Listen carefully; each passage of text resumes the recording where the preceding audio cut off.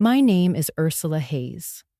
I am 69 years old, a widow, and I live alone in New York. I thought the hardest chapter of my life ended when I buried my husband, Harold. But I was wrong.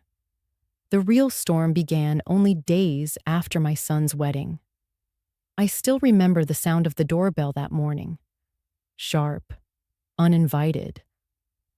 When I opened the door, my new daughter-in-law, Miranda, was standing on my porch. She wore a cream coat and a smile that never reached her eyes. Beside her was a tall man in a gray suit. He introduced himself as Oliver Pike, an attorney. He carried a leather briefcase polished to a shine, the kind of shine that usually means bad news for someone. Before I could even invite them in, Oliver stepped forward and set a thick folder on my kitchen table. Across the top page, in bold black letters, I saw the words, Power of Attorney. Miranda's voice was sweet, rehearsed, almost gentle.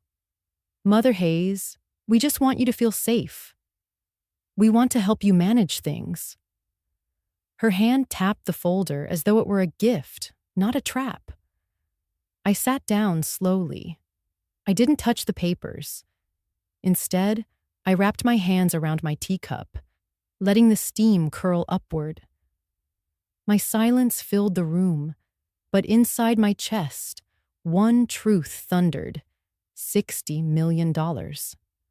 That was the value of the penthouse Harold left me when he died. A fortress of glass and sky above Manhattan, protected by a trust he had built with meticulous care. Before his last breath, Harold had pressed my hand and whispered, "Do not tell them." Not yet. One day you'll understand why. And so, at my son Ethan's wedding, I had smiled politely, seated at table 12 behind a wall of flowers, and stayed silent about the inheritance. I said nothing about the penthouse, nothing about the $60 million. Thank goodness I did, because if I had revealed it that night, by the time I opened this door, I might already have lost everything. Now here was Miranda, my son's wife, standing in my kitchen with a lawyer at her side, demanding signatures and, soon enough, the keys. Oliver adjusted his tie and leaned closer. Ethan has already agreed this is the best course, Mrs. Hayes. All we need is your signature. Those words cut sharper than the paper in front of me. Ethan has already agreed. My only child. The boy I once held through nights of fever. The man who had just pledged his life to Miranda. He had agreed to this? To handing over the very home his father had guarded with his last breath? I wanted to shout. I wanted to demand answers. But I remembered Harold's voice, patient and steady. Silence is sometimes stronger than words. So I let the quiet stretch, heavier than iron. Miranda shifted in her chair. Oliver cleared his throat. They thought I was fragile, an old woman cornered by legal language. They had no idea that silence was my armor, and that the penthouse was shielded by more than walls of glass. It was bound by a trust as unbreakable as Harold's faith in me. This, right here, was the moment my story began, the moment silence saved me. If you want to know how it unfolded, how I faced my son's betrayal, how I guarded the penthouse worth $60 million, and how quiet strength turned into the only weapon I had, stay with me. Take a second to like this story, subscribe, and turn on the notification bell. That way, you won't miss what comes next. I promise, it only grows more powerful from here. The church smelled of lilies and floor polish, the kind of scent that makes every footstep feel like an intrusion. I arrived early, my navy dress carefully pressed, my hair pinned just so. I told myself this was my son's day, my Ethan, my only child. No matter how small my place might be, I would honor him by being there. A young usher in a black suit checked his clipboard. scanned my name, and guided me to a round table. "Table 12, he said, as if reciting a line from a script. He pulled out a chair for me, tucked behind a marble column and a towering vase of roses and glass. From where I sat, the entire dance floor disappeared. All I could see was the thick arrangement of white petals and glinting crystal. If I leaned to the left, I caught only a narrow slice of the aisle. If I leaned right, I saw the edge of the head table, just enough to watch the groomsmen lift their champagne glasses, never enough to see Ethan's face. I straightened my silverware, adjusted my napkin, and pretended this was a seat of my choosing. But I knew what it was, a polite exile. Across the room, I watched Miranda's mother, Sylvia Langford, glide to her seat near the front. She wore a gown stitched with pale sequins, her hair styled into a crown that glittered under the chandeliers. Every camera turned toward her. Every guest offered praise for the flowers, the menu, the orchestra. Sylvia accepted each compliment with the tilt of a queen. Meanwhile, I sat behind roses that blocked me like a wall. My place card carried my name in tiny script, nothing more. No introduction from the planner, no acknowledgement from the photographer. A mother, yes, but hidden in plain sight. The music shifted. Guests rose as Miranda appeared at the far doors, her veil trailing like a stream of light. Applause and gasps rippled through the hall. I leaned, straining to catch a glimpse, but the columns sliced her from view. I heard the vows, muffled by the flowers. I caught fragments of words, for better, for worse, in sickness, in health. My lips moved silently with them, because I had once spoken those same promises to Harold. We had carried them for decades, through every tight year and long night. When the officiant pronounced them husband and wife, the room roared with cheers. I clapped softly into the curtain of petals. My hands trembled against the tablecloth. No one saw. No one needed to. At dinner, I waited for Ethan to stop by. He was radiant in his suit, his face lit with pride and nerves. He kissed my cheek quickly, whispered, "Thank you for coming," then was pulled away by Sylvia's guiding hand. She steered him toward business associates, friends of influence, people whose names carried weight. I was left with appetizers arranged like jewelry and the muffled laughter of strangers. During toasts, Sylvia spoke at length. She told the story of Miranda rescuing a stray dog in college, her voice bright with drama. The crowd laughed, dabbed their eyes, and clinked glasses. When it was my turn, I rose slowly, knees unsteady, but voice steady enough. I spoke of Ethan's first toolbox, the day Harold taught him to hold the level steady until the bubble floated between the lines. My toast was short. I lifted my glass, smiled, and sat down before anyone had to decide what they thought of me. When the dancing began, the couple twirled in circles of applause. I caught glimpses between shoulders, lace, and crystal.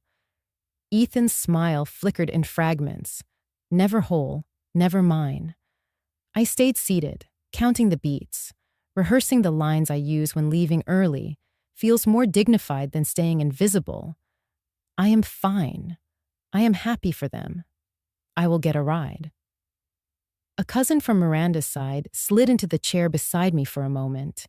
She glanced at my place card and said, "Oh, you're Ethan's mother." How sweet.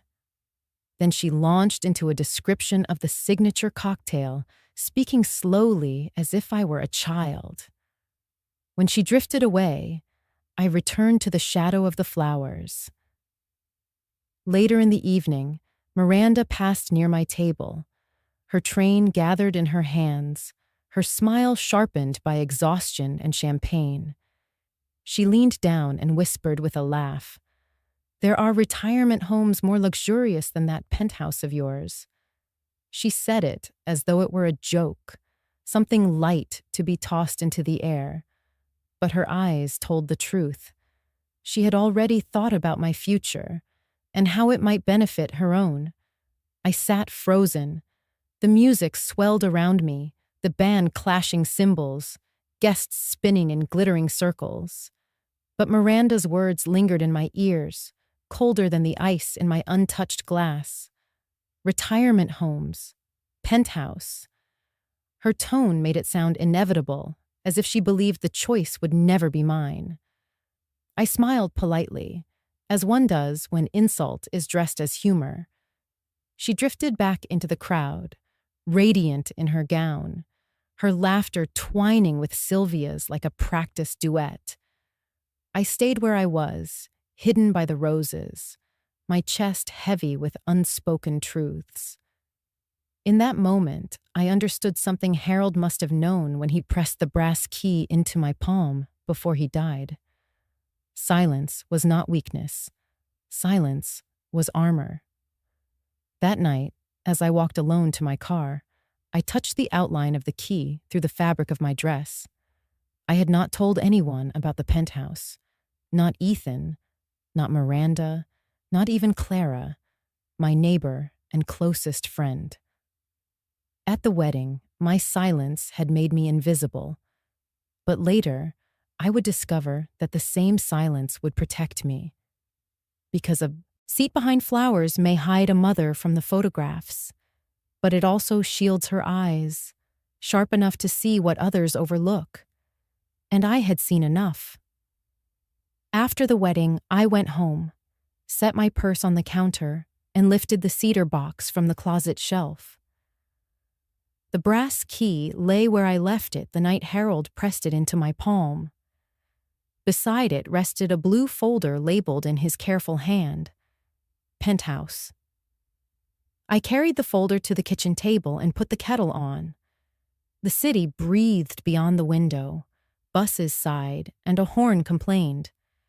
I took one long breath the way Harold taught me before hard things, then opened the folder. The first page was a letter. Harold never wrote to impress. He wrote to steady. "My dear Ursula," it began, "if you are reading this, I am not there to steady your hand. What follows is protection, not display. This is your armor." The words settled over me with the weight of something made to fit. He explained what I had never said aloud to anyone, not even Ethan. Years of quiet buying and patient selling. A partner who needed cash at the wrong moment. Renovations paid in cash and time, not spectacle. He had acquired a corner penthouse above the river, then shaped it into stillness with light and care. Appraisers argued and still landed high. 60 million, a number with paper behind it, not gossip. The structure mattered more than the figure. Harold had placed the penthouse in an irrevocable trust. Witnesses who owed us nothing had signed. A successor trustee was named. Distributions were at my discretion. A spendthrift clause barred grasping hands. If anyone sought authority over me without true medical proof of incapacity, the assets would remain insulated, as calm and distant as a lighthouse in bad weather. He believed the law could be a fence my quiet could lean on. Behind the letter were tidy copies, deed, schedule of assets, a memorandum to record with the county, and a healthcare proxy. At the bottom of several pages, I saw Carl Jensen's name near the notary seal. Harold trusted him. "Call Carl if anyone hurries you," Harold wrote. "Process is the antidote to panic." I let my mind walk the rooms we had first visited dust-heavy at dusk. We rode the private elevator into quiet. Windows lifted the East River to eye level and unrolled the skyline south like a map. There was a terrace and a small herb bed. He chose hinges that closed without a sound and floors that refused to complain. A pantry cut to the width of my baking sheets. A reading lamp bent like a question over the chair he promised to use. Illness came like stubborn weather, and still he wrote at this table, assembling the binder that would outlast his breath. He said protection should live on paper, not in arguments. I read his letter again, slower. "Do not announce," he wrote. "Let people reveal themselves in the presence of a secret. Say little, arrange everything. If they bring urgency, ask for drafts. If they speak about love, bring counsel. If fear arrives, read the trust out loud." It was not poetry. It was direction. The level was set. My work was to keep the bubble between the lines. I took the folder downstairs to the small safe bolted into the wall behind the shelves. My fingers knew the ridges of the key. The door opened with a soft click like a room exhaling. Inside lay our ordinary papers, marriage certificate, passports. I slid the folder beside them and felt the strangeness of putting a future away. The kettle hissed when I came back up. I wrapped my hands around the heat and heard Miranda's reception joke as it had been intended, light and cutting. There are retirement homes more luxurious than that penthouse. She had said it with a smile. She had meant a plan. Her joke had a spreadsheet. Oliver Pike had a template. Both were waiting on my signature. I needed to stand in the place I was protecting. The doorman tipped his cap when I told him I would be upstairs. In the private elevator, my reflection hovered in the brushed steel, a woman reclaiming the outline of her life. Light met me when the doors opened. Even empty, the rooms felt kept. I walked to the glass and pressed my palm to the cool. Barges moved along the river, like thoughts traveling from doubt to clarity. I unlocked the terrace. Wind lifted my hair. I whispered the sentence Harold chose for courage. "This is your armor." He had not armed me to fight. He had armed me to remain. At the built-in desk sat the binder Carl had assembled from Harold's instructions. Tabs labeled deed, trust, proxy, memorandum, contacts. On top lay a yellow index card in Harold's print. "Read the trust aloud when you are afraid." I did. Irrevocable, successor trustee, no assignment, independent physician. 2 signatures before any springing authority. Each phrase clicked like a latch. Harold had trusted the future to paper. I would trust myself to patience, to process, and to the simple discipline of reading every line twice. I closed the binder and looked around. The penthouse was not a trophy. It was a record of small choices. Patched elbows, soup stretched with water, coupons clipped at a kitchen table. 1,000 evenings when we decided to be kind instead of right.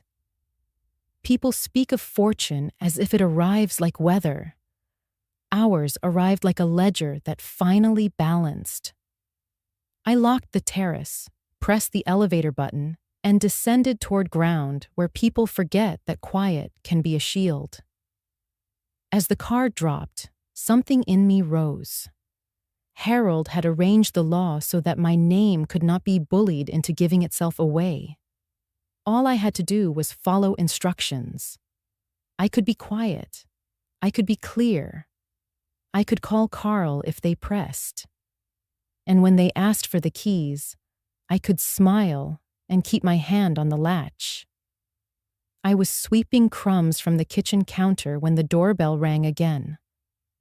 The sound carried a weight I already knew. When I opened the door, there stood Miranda in a pearl gray coat, her lipstick sharper than her smile. Beside her, once more, was Oliver Pike, the attorney with his polished briefcase.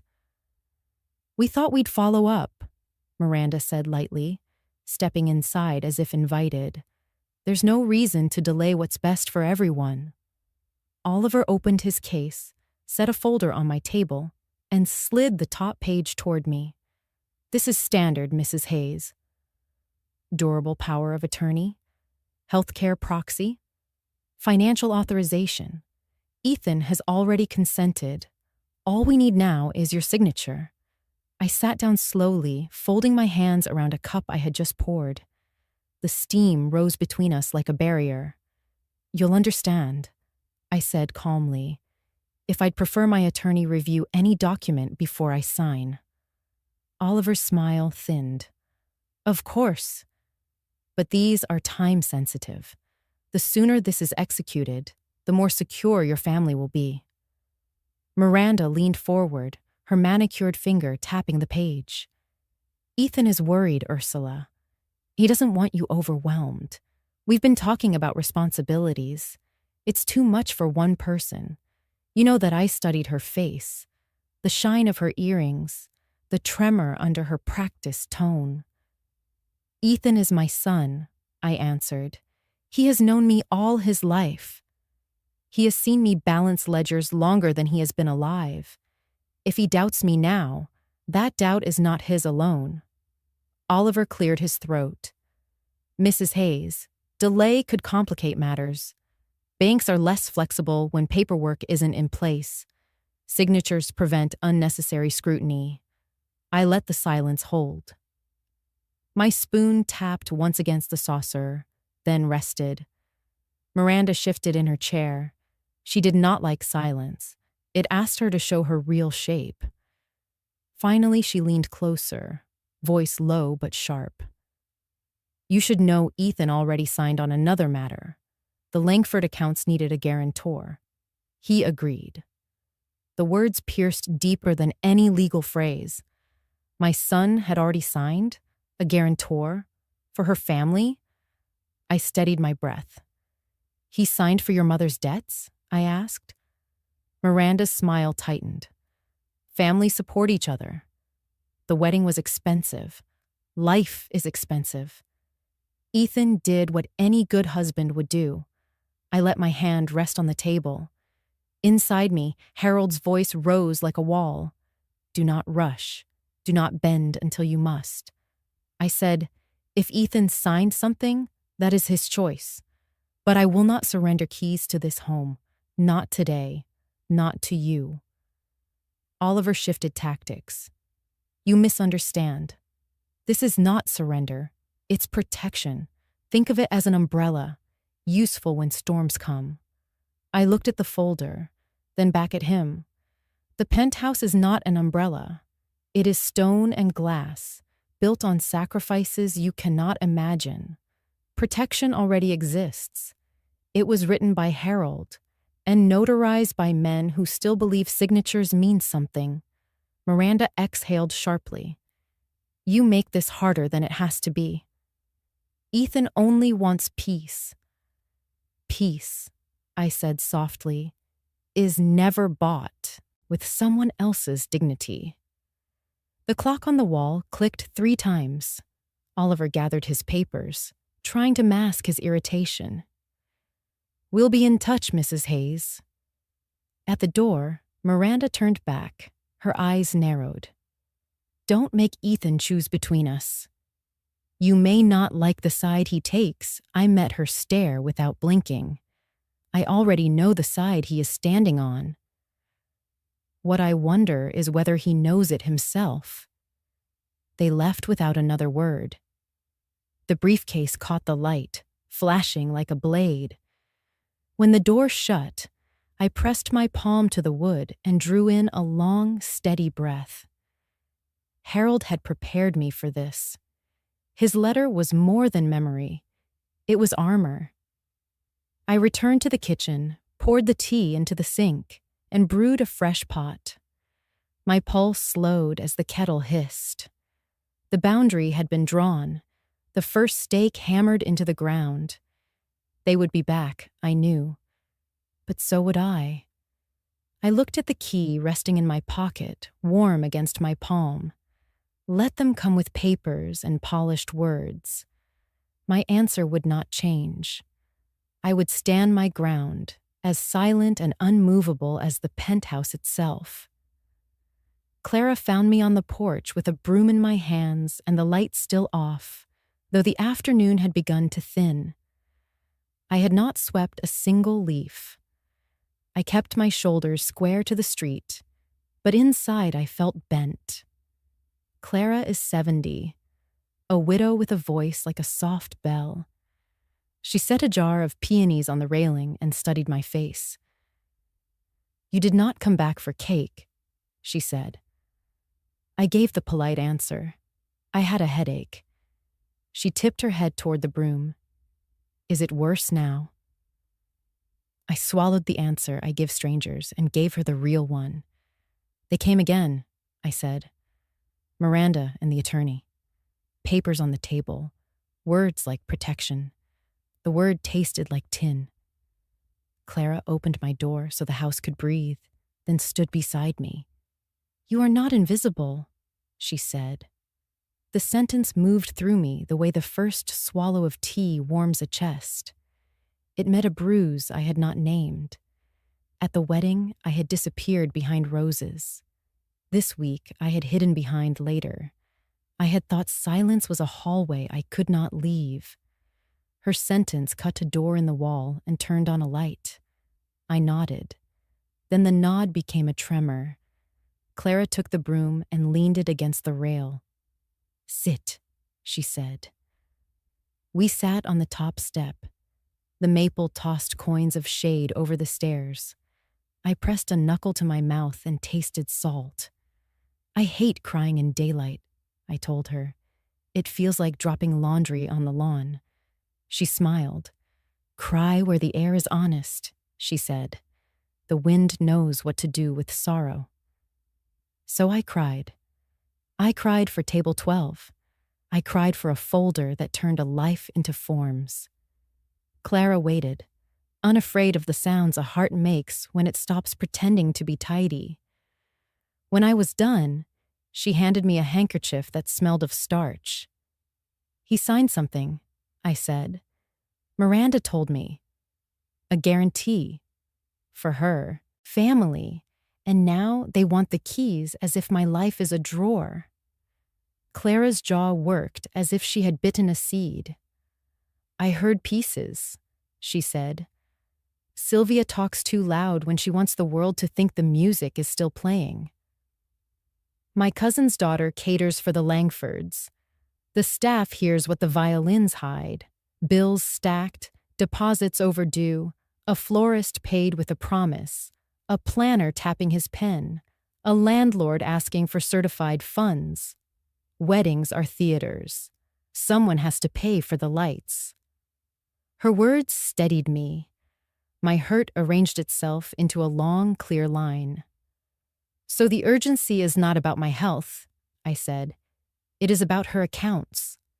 Clara nodded. "People rename hunger as care when they want a seat at your table. It does not make them monsters. It does not make you a meal." The kettle clicked as if it had held its breath with us. I brought out 2 cups. We drank without hurry. Steam braided into the air and vanished.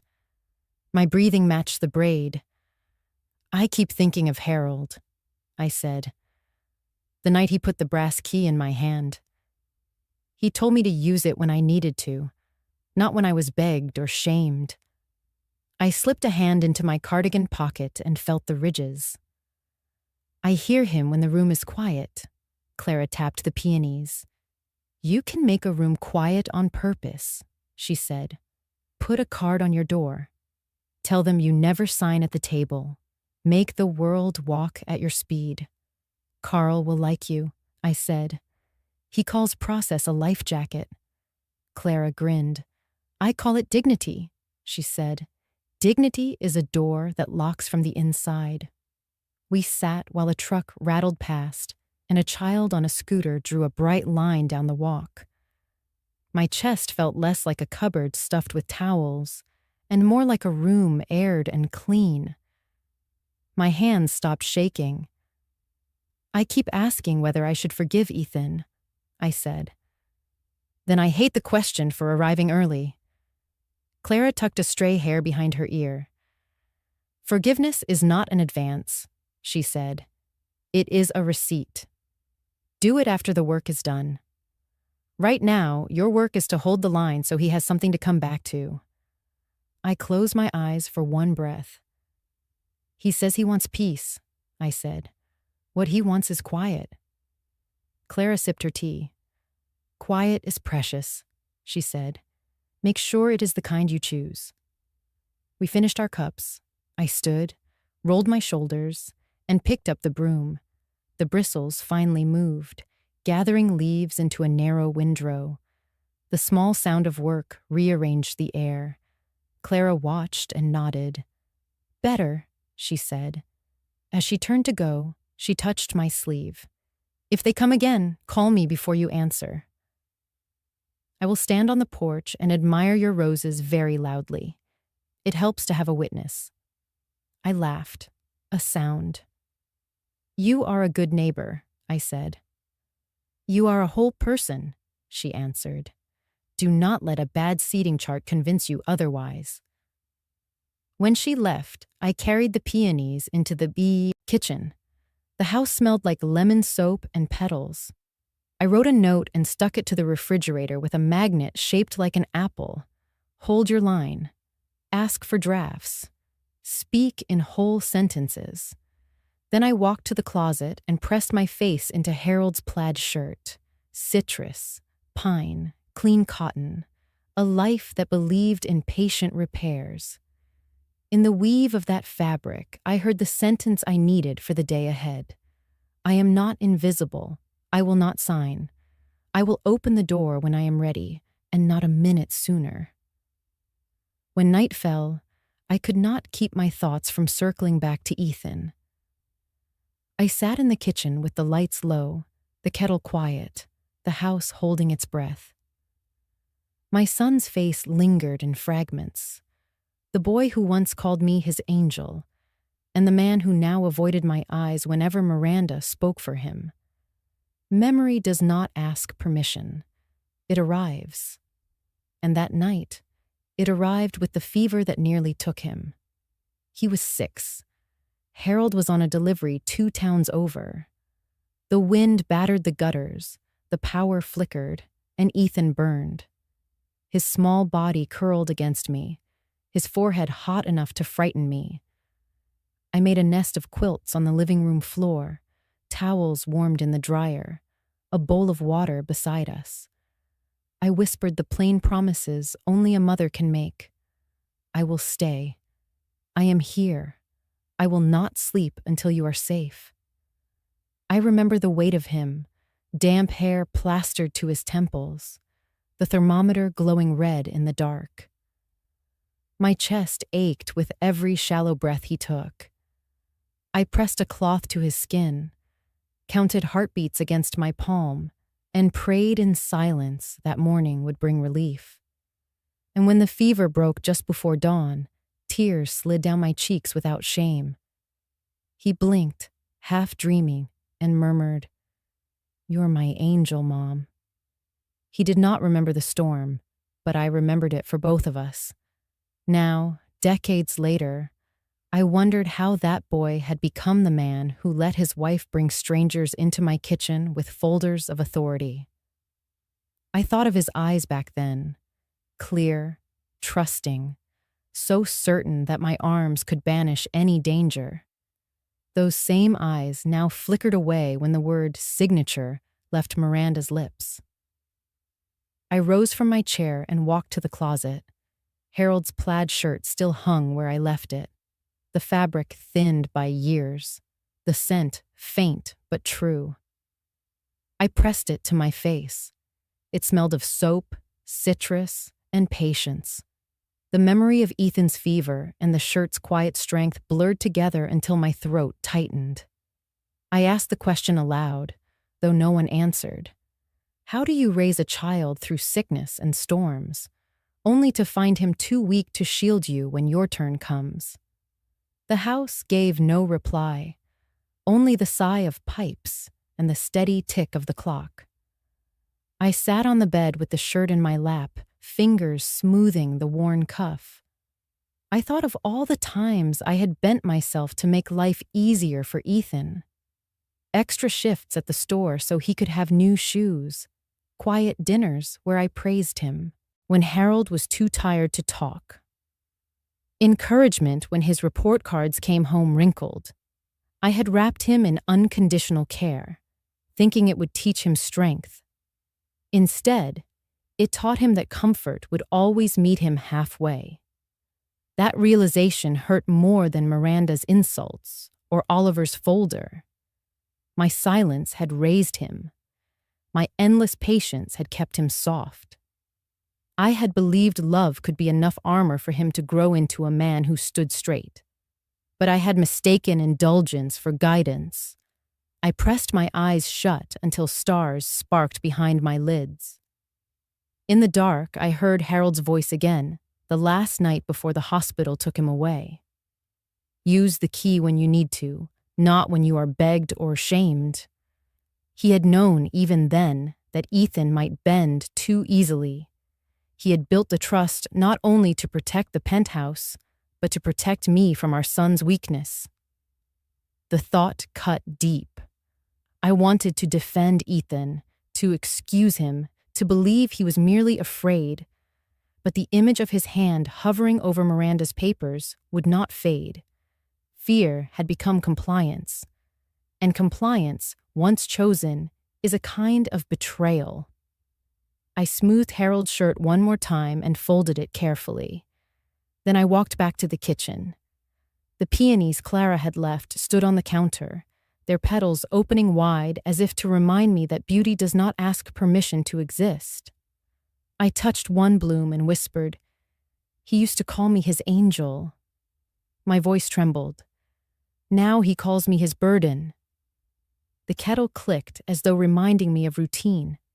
I filled it, set it on the burner, and waited for the slow hiss. I knew what the next days would bring. More visits, more papers, more pressure disguised as care. But I also knew this truth.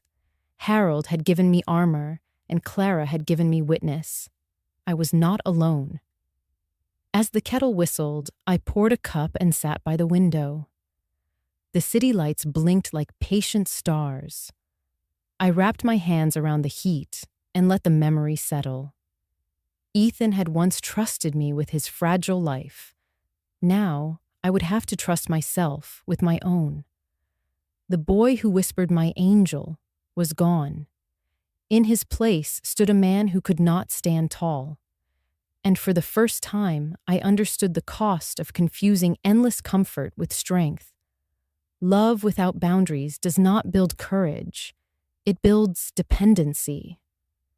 And tonight, the weight of that truth sat heavier than any fever I had ever carried. I was folding Harold's shirt back into the cedar box when I heard the knock. Not sharp like Miranda's, not officious like Oliver Pike's. This knock was hesitant, uneven. When I opened the door, Ethan stood there, my son, my only child, his shoulders bent as though the air itself pressed down on him. "Mom," he said, his voice already apologizing. "Can I come in?" I stepped aside. He crossed the threshold but did not remove his coat, as if he meant to keep the visit short. He rubbed his hands together, glanced at the floor, then finally looked at me.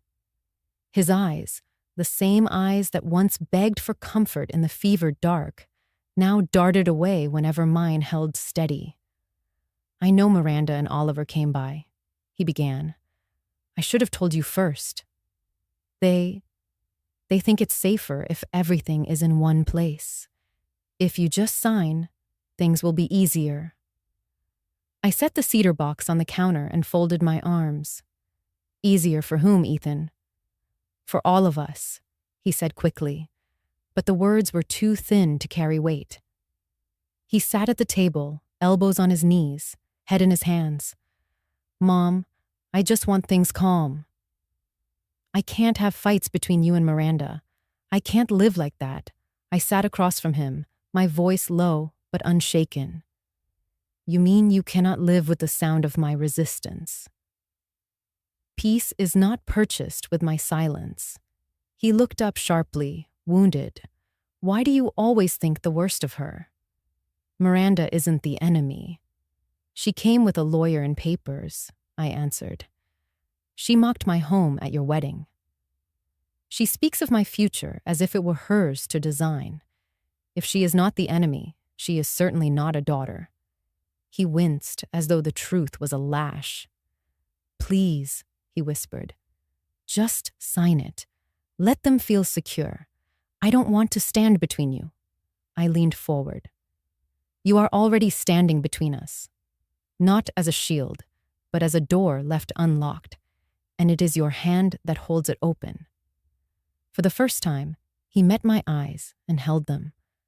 I saw the boy who once called me his angel, trembling beneath the man who now called himself husband. His lips parted, but nothing came. Ethan, I said softly, look at me. Your father worked a lifetime so this roof could stand above us. He left words in black ink so I would never need to beg. Do you think I will throw all of that away because your wife feels entitled to walls she did not build? He swallowed. His Adam's apple rose and fell like a buoy in rough water. I just want everyone to be happy. Happiness built on fraud is rot, I replied. You think signing will quiet the storm, but storms do not stop when you hand them your umbrella. They demand the house next. And then the ground. He shifted, uneasy. His gaze fell to the counter where the brass key lay on a folded napkin. His eyes lingered there too long. The silence deepened, and I knew. He had already imagined that key in his pocket, already pictured himself sliding it into the lock of the penthouse, already felt the weight of surrender dressed as relief. I reached out, covered the key with my palm, and broke the silence. This will never be yours to give away, I said. His face crumpled, but he said nothing. Instead, he stood abruptly, pushing the chair back with a scrape. I can't argue with you, he muttered. I came here to ask for peace, and all you give me are battles. I rose too, but my voice stayed calm. A battle is what you create when you confuse comfort with truth. Peace, Ethan, is not the absence of conflict. It is the presence of justice. Learn that before it costs you everything. He hesitated at the door. For one breath, I thought he might turn back, kneel, and remember the boy who clung to me through the fever. But instead, he pulled the handle, slipped into the night, and left me with the sound of footsteps retreating down the walk. I closed the door, locked it, and leaned against the wood. My hand found the key again. The truth weighed heavy in my chest. My son was no longer asking for my guidance. He was asking for my surrender. And I could not give it, not to him, not to anyone. The brass ridges pressed into my palm, sharp enough to sting. I whispered Harold's words aloud to steady myself. This is your armor. And I knew that from this night forward, the battle was no longer between me and Miranda. It was between silence that protected and silence that destroyed. I would have to choose which silence to wield, and when. I called Carl Jensen at 8 the next morning. He answered on the second ring, steady. I told him about the visits, the folder, and the sentence that cut deepest. Ethan has already agreed. Carl listened, then offered the line that works like a handrail. A signature is a battlefield. Never sign with a shaking hand. He arrived before 9. We sat at my kitchen table. He opened a yellow pad and nodded toward the blue folder Harold left. Let us see what Harold built, he said. I passed the folder across the table. Carl read the trust first, eyes moving with practiced care. Irrevocable, he said. Successor trustee named. Spendthrift protection. Independent physician required before any transfer of authority. This is a fortress. We will still check every window he flipped to the deed and the schedule of assets.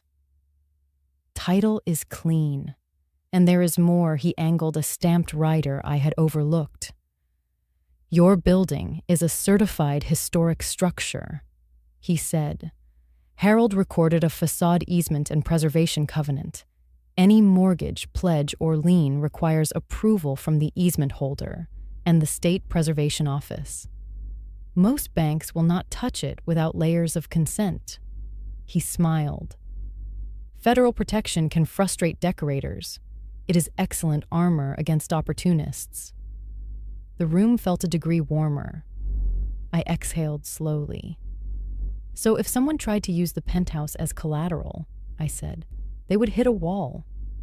2 walls, Carl replied. The trust and the covenant. Together they make a door that opens only when you ask, he wrote on the pad. Recorder memorandum, proxy letter, bank instructions, voice password, notary plan, door card. We began with health care. We keep your springing power of attorney, he said. 2 physicians must certify incapacity.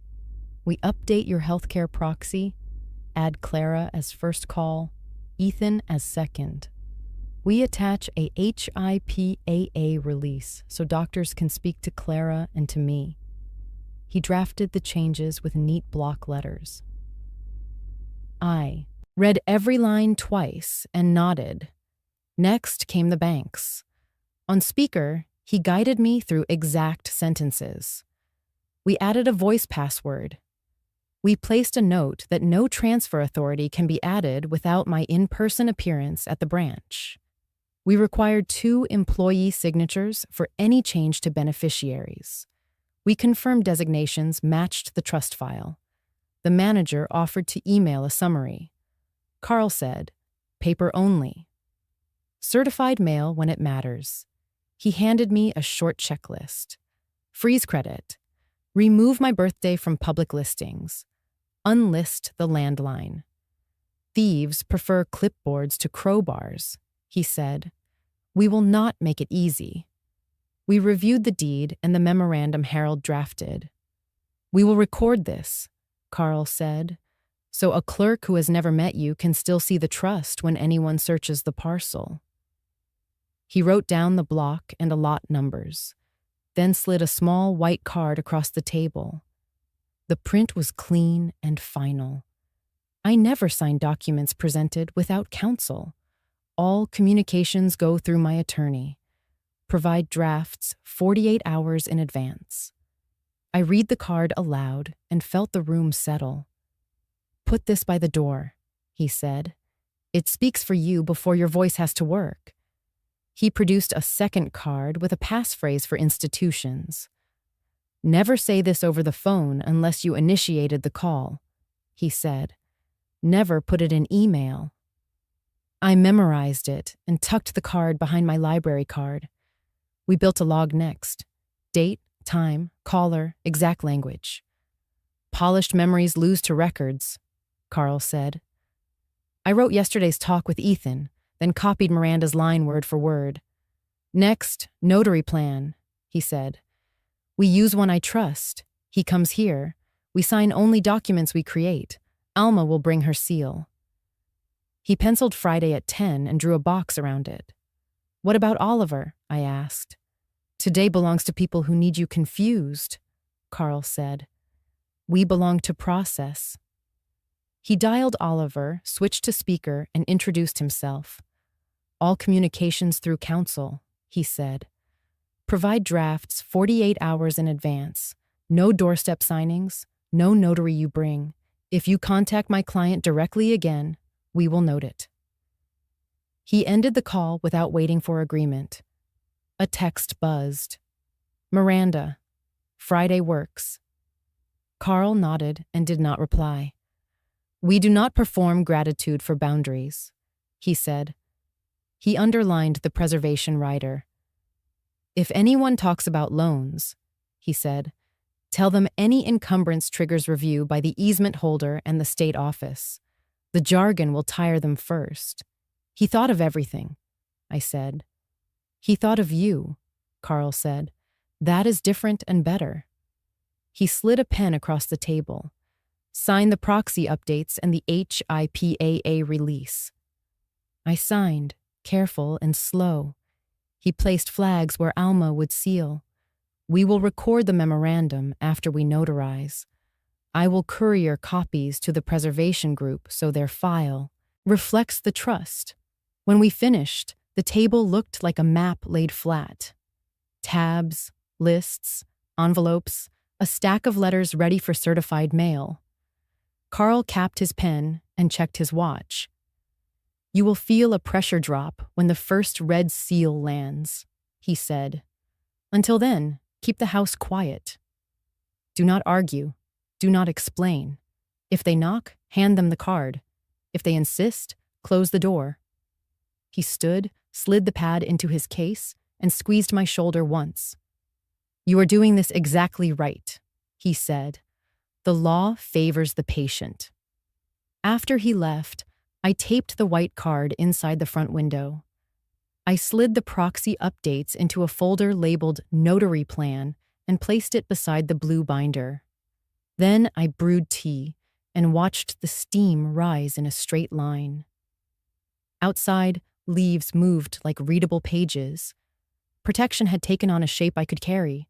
Paper, ink, process, patience. The penthouse remained high above the river.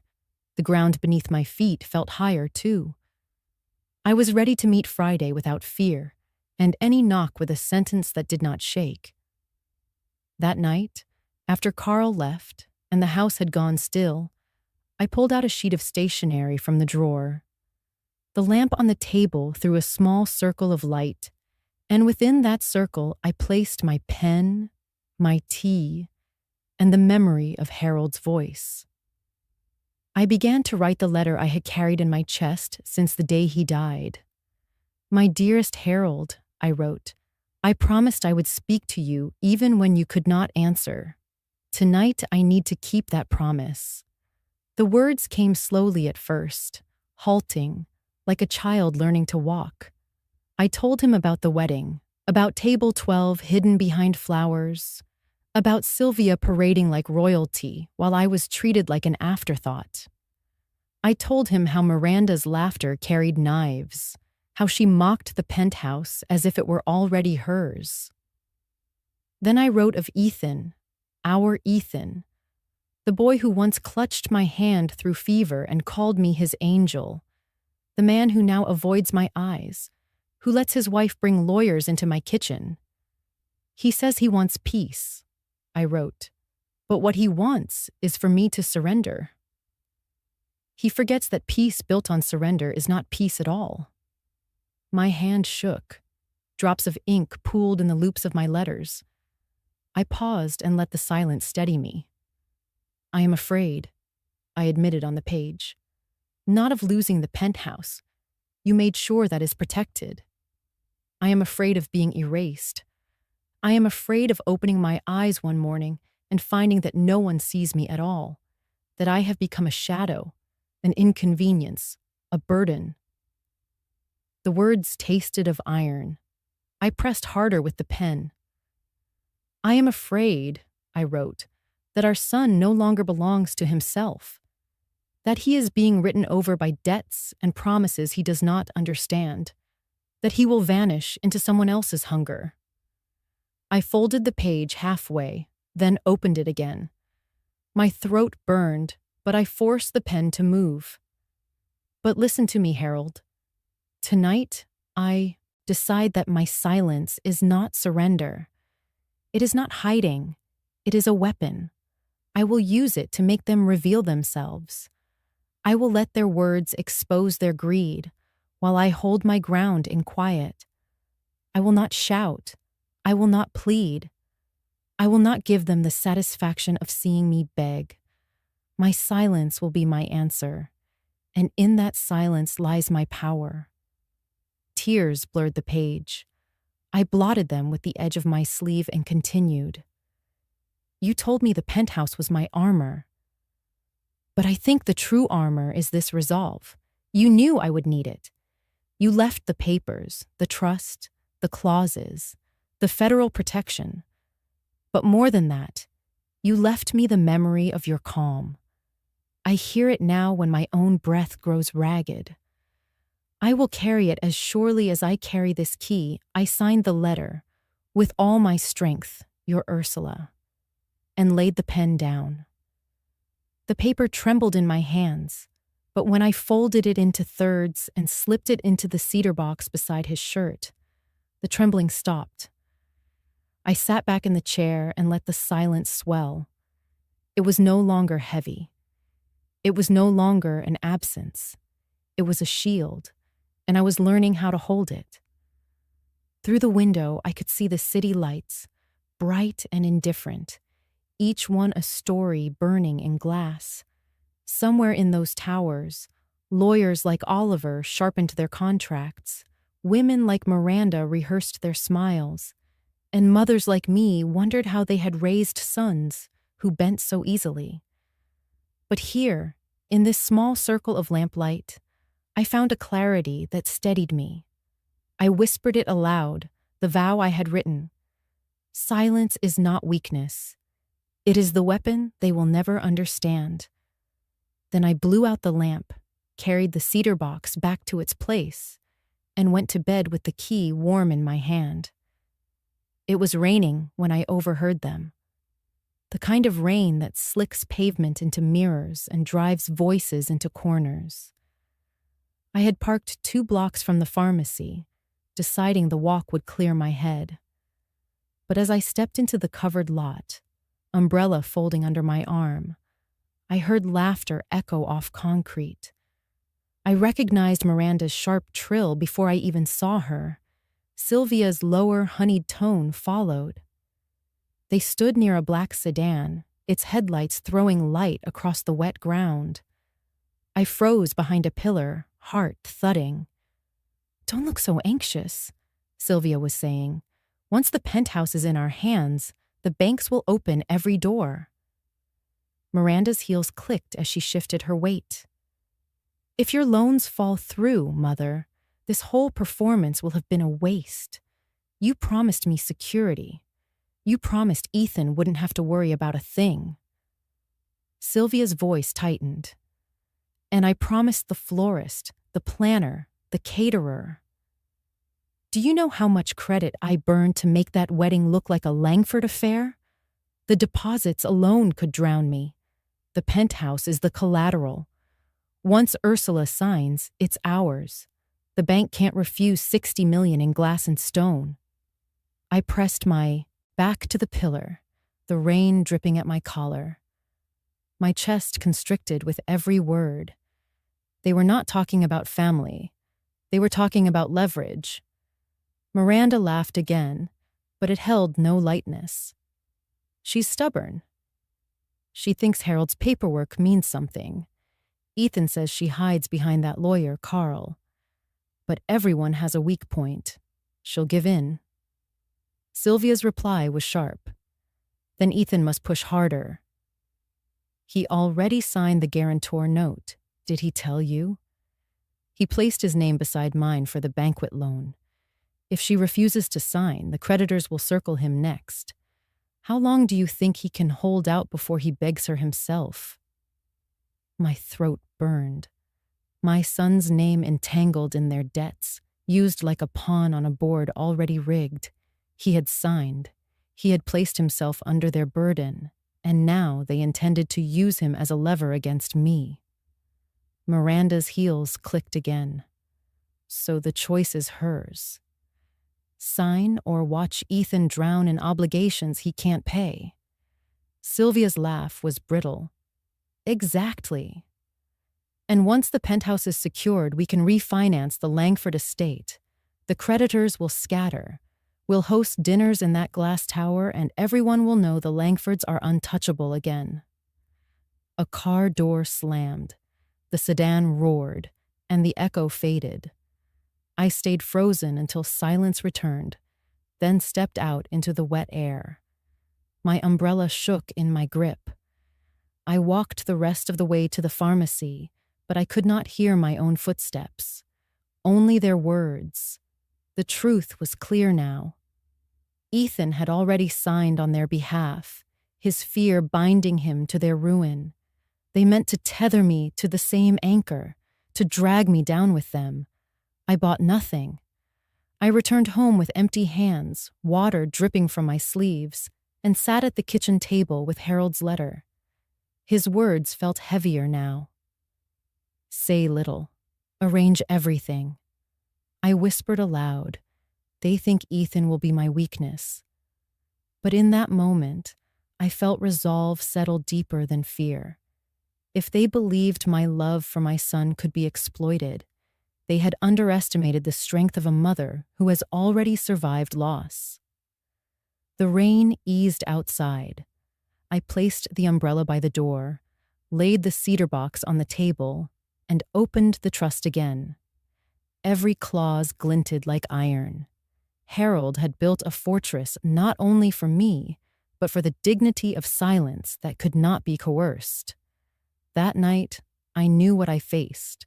Not a family dispute, but a siege. And I vowed they would not breach the walls, not with signatures, not with debts, not with Ethan's trembling silence. The penthouse would stand, and so would I. The fellowship hall smelled like coffee and powdered sugar. Folding tables wore plastic cloths and low geraniums. I stood by the bulletin board, unsure whether to stay or slip out, when Clara hooked her arm through mine and steered me toward a table near the piano. "Come," she said. "You need a choir." 3 women looked up and made space without ceremony. Ruth wore a blue scarf and sensible shoes. Bernice kept a small ledger in her purse. Althea had ink smudges on her fingers from altar notes. Clara set me down between Ruth and Bernice as if I had always belonged there. I kept my hands around the warm paper cup until my pulse settled.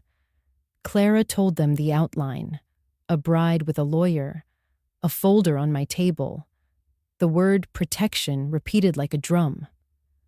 The women nodded in that way people do when they recognize the music. Ruth spoke first. "My nephew tried the same after Charlie died," she said. "He wanted a key and a power of attorney. He called it love. I told him love does not need my signature to stand upright." Bernice patted my arm. "Banks send glossy pamphlets and grandchildren carry clipboards," she said. "I keep a form by my door that says I never sign at home. They can make an appointment and bring a witness, or they can leave with their smiles." Althea slid a folded sheet across the table. "A checklist for widows," she said. "Freeze credit, shred old bills, add a passphrase, never answer numbers you do not know. You can copy it." Ruth leaned closer. "You held your line," she said. "That is harder than people think." "I did not want to become a spectacle," I said. "They want signatures fast. They speak of safety. They treat my life like a loose hinge." Bernice's diamond flashed under the fluorescent lights. "Shiny means nothing without a clasp," she said. "You are the clasp. Close it." Across the room, the choir director struck a chord. Children ran between chairs. Clara poured coffee. "Tell them about the card," she said. "I described the white card Carl printed that lives by my door. I never sign documents presented without counsel. All communications through my attorney. Drafts 48 hours in advance." Althea opened her ledger and pointed to 3 lines in neat hand. "No on the doorstep, no by phone, yes only with a witness. Tape those by your sink," she said. "Tape them to your heart." For the first time in days, I did not feel like a problem to be solved. I felt like a woman among women. A 4th chair scraped back. A slender woman from the back pew sat down and folded her hands. "I am May," she said. "I do not talk much, but you should hear this." Her voice carried the flat music of fields. "After my husband died, I signed a durable power because my son said it would help with paperwork. He moved money to protect me. He mortgaged the farm to consolidate. I lost the north pasture the first winter. The bank took the rest after a drought. I still bake pies for this hall so my hands have work while the lawyers speak. The table went quiet. May looked at me and lifted her chin. You are not cruel for refusing, she said. You are careful. Careful is how barns stay standing. I felt both sorrow and steel. Ruth reached for May's hand. Bernice slid a napkin across. Althea closed her ledger like a blessing. Thank you, I told May. They say I am making a fuss. May shook her head. Noise is how you hear a loose board. You are not a fuss. You are the foreman. I told them about Ethan, how his eyes search the floor when Miranda speaks, how he calls obedience peace. I admitted the fear that keeps me awake, that my love will be used as a lever until I pry my own life loose. No one flinched. Clara's hand found my shoulder. Ruth said, Love does not mean lending your backbone. Bernice said, Let him learn to stand where wind can touch him.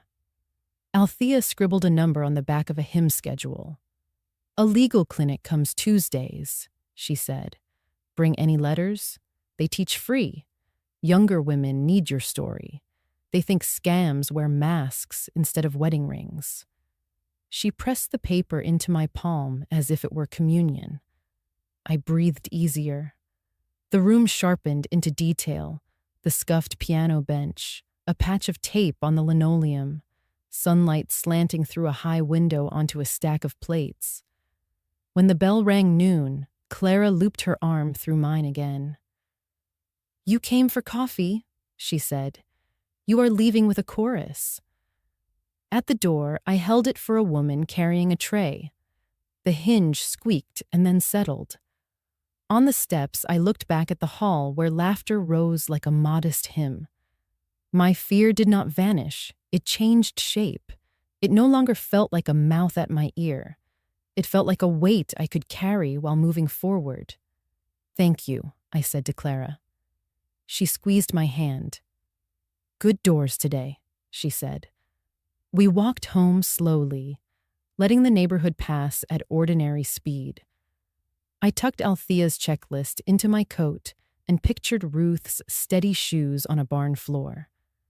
By the time my porch came into view, the white card in my window looked less like a warning and more like a welcome that included a rule.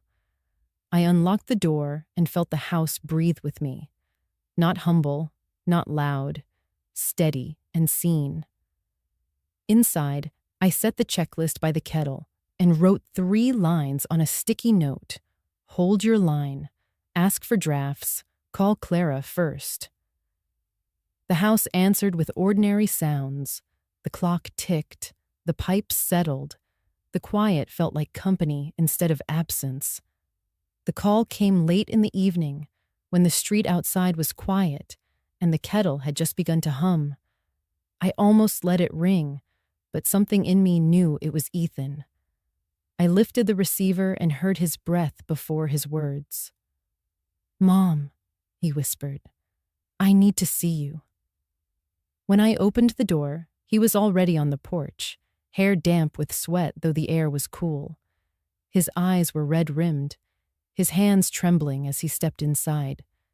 He didn't sit at first, just stood there like a boy caught in trouble. Finally, he dropped into the chair by the window, head in his hands. I tried to hold it together, he said, but I can't anymore. I need to tell you the truth. I stayed standing, arms folded, waiting. His words came out halting, but the weight of them filled the room. Miranda and Sylvia, they pressured me.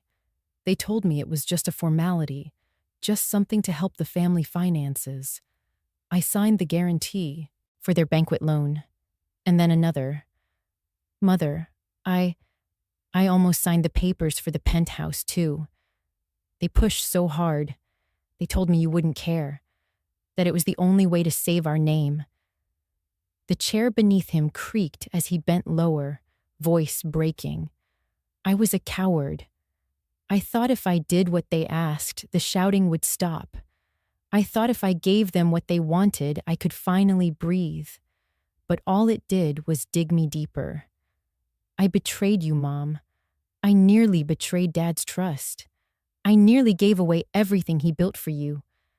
I walked to the table slowly, the key in my pocket pressing like a question against my thigh. You didn't nearly betray me, I said quietly. You did. You put your name beside theirs. You let their hunger carry your hand. And if Harold's foresight hadn't built walls, you would have handed them the keys to my life. His shoulders shook. I know. I know. I hate myself for it. He lifted his face to me, streaked with tears, raw with shame. But I don't know how to get out. I can't undo the loans. I can't undo what I've signed. I held his gaze, forcing him not to look away. No, you cannot undo it, but you can stop pretending it was love. You can call it what it is, fear. And fear is not a foundation for any marriage or any life. He broke then, sobs racking his chest. The sound tore at me. I saw the boy with the fever again, the child who once called me his angel. I longed to gather him close, to wrap him in comfort. But I stayed in my chair, because comfort had already softened him too much. Instead, I reached for Harold's blue folder and set it on the table between us. Read this, I told him. Every page. This is the fortress your father built. It saved you from yourself. If you want to breathe again, you start here. You learn what it means to protect instead of surrender. He looked at the folder, then back at me. His lips parted, but no words came. He placed a trembling hand on the cover as if it burned. I don't deserve this, he said. Deserve has nothing to do with it, I answered. Your father loved you enough to build this shield, even knowing you might one day hand it to the wrong people. Now you must decide if you will keep standing in their shadow or learn to stand in your own light. The clock ticked, slow and unyielding. At last Ethan whispered, I'll try. Trying is not enough, I said. You must choose, and every day after, you must choose again. He nodded weakly, tears dripping onto the folder. For the first time in months, his shoulders seemed lighter, as if confessing had peeled away a layer of weight. But I knew the fight was far from over. He had revealed the truth, yes, but he had not yet proven he could live by it. When he finally rose to leave, he lingered at the door. I'm sorry, Mom, he whispered. I don't know if you can ever forgive me. I touched the frame of the door, the same door Miranda had once crossed with a lawyer at her side. Forgiveness is not today's work, I said. Today's work is standing straight. He lowered his head, then stepped into the night. I closed the door, locked it, and leaned against the wood. My chest ached, but the ache was sharp, clean, not the dull heaviness of fear. In the quiet, I pressed the brass key into my palm. The truth was painful, but it was mine. Ethan had betrayed me, yes, but the penthouse had held, Harold's trust had held, and so had I. The first call went to them, not to me. I know because I sat in the bank lobby that morning, waiting for a cashier's check to pay the recording fees Carl requested. In a manager's office, I could see Miranda in a white blazer and Sylvia in pearls, arranged as if the room belonged to them. The manager shut his door, set a folder down, and began to speak. I could not hear every word, but I knew the cadence. Trust restrictions, preservation covenant, easement consent, unavailable collateral. He slid a copy of the recorded memorandum across the table and opened his hands in apology. Sylvia leaned forward like a predator denied. Miranda thumbed her phone as if a call could soften ink. They came out fast, breath sharp, heels loud. At the revolving door, Miranda's voice carried. They said federal preservation review is required before any lien. They said the trust is beyond them, Sylvia answered in a thin thread. Then we refinance without it. We lean on the other lines. The door spun them into rain. By afternoon, the chorus began. Vendors rang for payment. The planner left a message with no pleasantries. The florist sent an invoice stamped in red. In a corner of Clara's niece's cafe, a phone on speaker turned amounts into air. Deposits overdue. Acceleration invoked. Credit line frozen. The next morning, I walked to the county clerk. A clerk stamped my envelope with a red seal that looked like a small sun. When I turned to go, Miranda and Sylvia stood at another window. Faces tight. Papers fanned like cards. No one wanted to play. Their whispers rode the marble. They will sue, Miranda said. They will drag us for a party. Sylvia answered, we host benefits to remind people we belong. We will host another outside. A civic bulletin board clung to a lamppost. I had no plan to stop. My eyes found the Langford name anyway. A parcel in Westchester set for auction 2 months ahead. The page fluttered. I let it go. Consequence, like wind, does not ask. Days gathered weight. A process server knocked at the Langford door while I watered Clara's geraniums. He held a manila envelope like a fact. Sylvia opened in silk and took it with 2 fingers, as if disgust could blunt a summons. At dusk, a moving truck arrived for renovations. Lamps and mirrors went in first, then boxes labeled library. News traveled the old way, through rooms where people did not expect to be overheard. At the charity boutique, a woman in navy asked whether Miranda would still chair the spring gala. The director glanced at a list and said the committee had made an adjustment. At the club, someone mentioned dues. Someone else changed the subject. Invitations thinned. Photos posted without tags. Ethan called once, voice low. They are angry, he said. They say you humiliated them. I watched pigeons rearrange along a roofline. I did nothing but record what already existed, I answered. The paper spoke. He was quiet, then said, I told them I will not ask you again. I told them the trust stands. There was a new edge in his voice, not sharp yet, but real. Good, I said. Stand where the wind can touch you. A week later, I rode past Sylvia's Westchester gates. An orange sticker clung to the iron, the kind officials use when they need the world to see. A notice of default hung in a plastic sleeve. A gardener trimmed hedges with the precision of someone paid to pretend nothing had changed. I stayed on the bus. I did not smile. In the city, I walked by the hotel where invitations cluster like birds in spring. The lobby board that once carried Miranda's name was blank. 2 women from earlier committees studied a spreadsheet. We need a new chair, one said. Someone uncomplicated. The other said, insolvent. The elevator opened. They entered without a backward glance. By month's end, the lawsuits had captions and numbers. Letters arrived with words like demand and cure.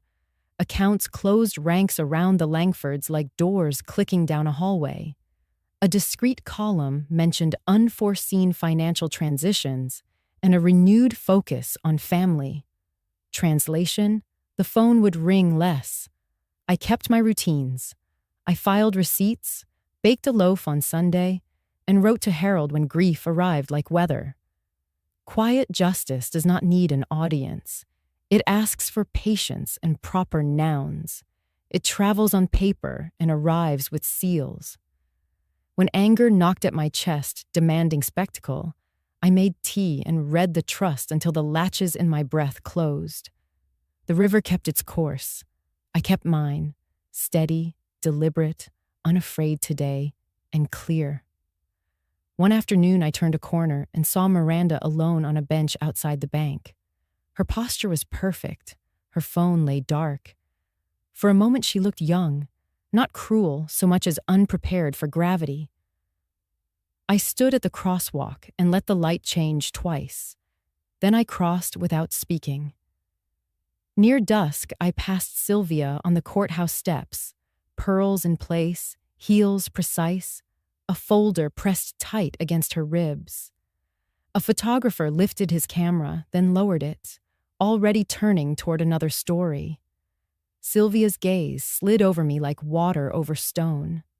By evening, Clara and I sat on my porch while the street settled. She asked no questions. I offered no victory speech. We watched a boy bounce a ball, a dog nose clover, a cloud unspool across ordinary blue. Somewhere, papers moved in offices. Signatures dried. Dates were set. Somewhere, a woman counted rooms. Here, my house breathed. The key in my pocket felt like a steady weight, the kind that keeps a ship true when the water is restless. Justice had not shouted. It took a measured breath and wrote itself in ink. And I, once hidden behind flowers at a wedding, now stood in plain sight without raising my voice. The red seals arrived one by one, small suns on heavy envelopes. Each thump on the doormat felt like pressure leaving the room. Certified receipts for the memorandum, bank confirmations, and a note from the preservation office stating that no encumbrance could proceed without written consent. I stacked them and pressed my palm to the pile. The house felt steady for the first time since the wedding. The penthouse stood where it always had. The trust held. My breathing matched the rhythm of paper and ink. That afternoon, I took the elevator up with lemons and clean towels. When the doors opened, light met me like an old friend. I walked the rooms and opened the terrace. Wind ran through my hair, and the river moved like a long sentence toward the sea. On the desk, Harold's binder waited with his yellow card on top. Read the trust aloud when you are afraid. I was not afraid. I read anyway. Each clause clicked like a latch. Each signature felt like a hand on my shoulder saying, "Hold the line." I set cups on the counter, filled a pitcher, and texted Clara. "Bring the women if you wish. I have a table that needs voices." They arrived with muffins, a warm pie, and 2 bunches of supermarket tulips that looked like courage in paper sleeves. We sat by the windows. Ruth admired the hinges that closed without sound. Bernice measured the pantry with her eyes and called it sensible. Althea touched the easement letter like a relic. May stood quietly at the glass and watched the barges. We ate slowly and laughed the way people do when the worst is past but not forgotten. I told them about the returns, the red seals, the bank manager who finally understood the fence. Althea read my checklist and added 2 lines in neat script. Bring copies to the clinic. Teach the younger ones. Clara squeezed my hand and nodded toward the terrace. Go on, she said. Say what you have been carrying. So I did. I told them I would meet Carl next week to revise my will. I would not leave the penthouse to Ethan. I would place it in a charitable trust to fund housing, legal clinics, and modest stipends for women cornered by paper and fear. The rooms would host workshops and quiet retreats. The terrace would grow herbs for suppers. A portion could be sold one day only to seed an endowment if the building ever needed more than care. I said I could not keep a fortress and pretend it belonged only to me. It saved me. Now it must shelter others. The room fell still. May turned from the glass and wiped her cheek. Ruth's voice trembled but did not break. That is not punishment. That is a map. Bernice pulled a ledger from her bag and began to outline categories, clinics, grants, reserves. Althea smiled the way a tired teacher smiles when a student finds the answer in her own handwriting. Clara nodded once, as if she had expected this since the first knock. I walked to the desk, opened the binder, and laid a clean page on top. In my own hand, I wrote instructions for Carl. Replace prior bequest with charitable trust. Appoint a board of women with lived experience. Require open meetings and public minutes. Set aside a quiet room forever. When I finished, I placed the page under the clip and breathed as though a weight had moved from my ribs to the table where it belonged. We brewed another pot. The afternoon softened. The river darkened. Lights came on across the city like a field of steady beacons. I read Harold's letter aloud, the part where he said the penthouse was my armor. Then I told him what I had done. Armor protects best when it shields more than one heart. I felt him there, the way you feel sunlight on your shoulder when a cloud moves. I did not cry. I let the words settle. The room answered with a quiet I had not known since he died. The women left before dusk with leftovers wrapped in foil and a promise to return. Clara lingered. We stood at the glass with our reflections floating over the city. He would be proud, she said. I placed my hand against the pane. He taught me how to do this, I answered. The difference now is that I am ready to teach others. When the door closed behind her, the penthouse breathed. I walked the rooms once more, turned off lamps, and locked the terrace. Back at the desk, I set the red-sealed stack beside Harold's binder and the page for Carl. I placed the brass key on top and watched it hold its small place in the world. A ship needs ballast. A life does too. My silence had protected me. Now my voice would guide that protection toward women who needed a door that locks from the inside. Before I sign off, I want to speak to the people who walked this road with me. Before we say goodbye, I would love to know where you are watching from. Is it a quiet morning with a warm cup of coffee, or a late night where stories like this keep you company? Let me know in the comments. I read every one with gratitude, and if this story touched your heart, please consider subscribing to the channel. Not just to hear more stories like this, but to be part of a community that believes in kindness, healing, and second chances. Your presence here matters to me deeply. Thank you for spending your time with me today. Wherever you are, I hope you carry this story with you. And remember that sometimes the miracle does not knock on your door. It waits quietly until you are ready to open your heart. Take care, and I will see you in the next story.